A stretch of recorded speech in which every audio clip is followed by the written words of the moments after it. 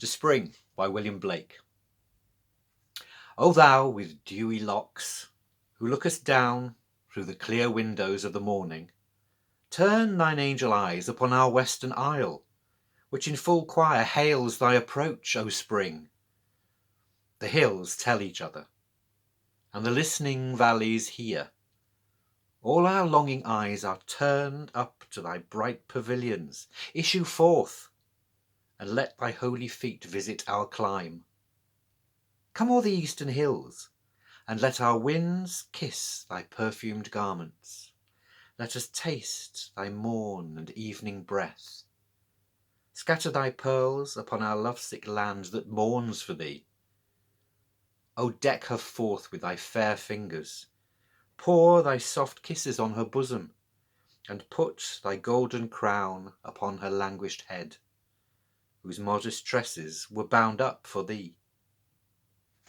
I wouldn't say it's one of his finest, but it's quite a pleasant piece. It's one of those paeans, are they called, to spring? You know, this idea of the personification of spring as this great being walking across the world and striding in from the east. I can't say I know particularly why from the east. It's interesting, you know, but she's got dewy locks. We assume it's a she for the most part because of her dewy locks, angel eyes.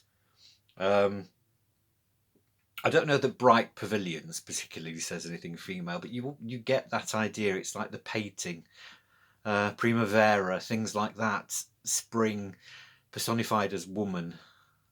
Pavilions, really, that doesn't fit so well, does it? How does spring have a pavilion? It sounds good at the time, and it makes me think of clouds, of course. Perfumed garments, but that could be anyway. That could be, you know, we're all capable of having perfumed garments. Scatter thy pearls upon our lovesick land that mourns for thee. Scatter thy pearls, that could go in either direction.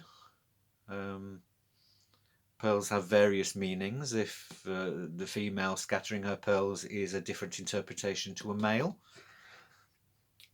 And deck forth, suddenly springs like a servant. It's a strange mix of stuff. It's one of those poems that sounds good as a general wash of effect, I think, really. And that's its point. If you come into analysing lines like I've just done, it loses a lot of that. You're suddenly picking apart, and it's like, oh, that wash doesn't work. It's its strength and its weakness. I mean, these four, to spring, to summer, to autumn, to winter, I can easily conceive of them in a theatrical performance sense and how that might work, how that might integrate with dance, for instance, or a blend of voices, the slightly old-fashioned now choral speaking way of doing things. You could create a whole tableau with that and the four poems, and that would be interesting. But what you're using is the wash. There, you're using the effect of each season. The minute you come down and start looking at the individual lines, it's like, oh, right, I'm not so sure that those work that well. And is that a good thing or a bad thing? There's nothing wrong with the general wash. I mean, people often, you know, you write for an effect, you write for something to work. You don't generally write for eternity. So I don't suppose he expected that these would survive in a volume like this.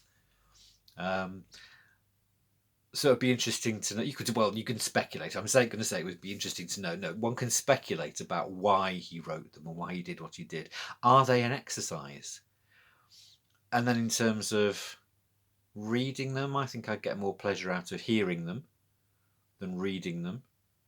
That's another thing, but that's me. I like the sound of the words. I always think poetry is something there to be heard.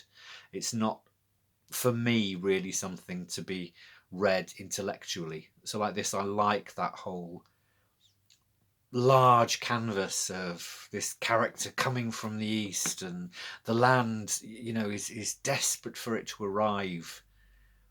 So I like that kind of personification. But in the same point, I think, probably best not analyse. Look for the grand theme of it. I don't know what you think. Let me know what you think.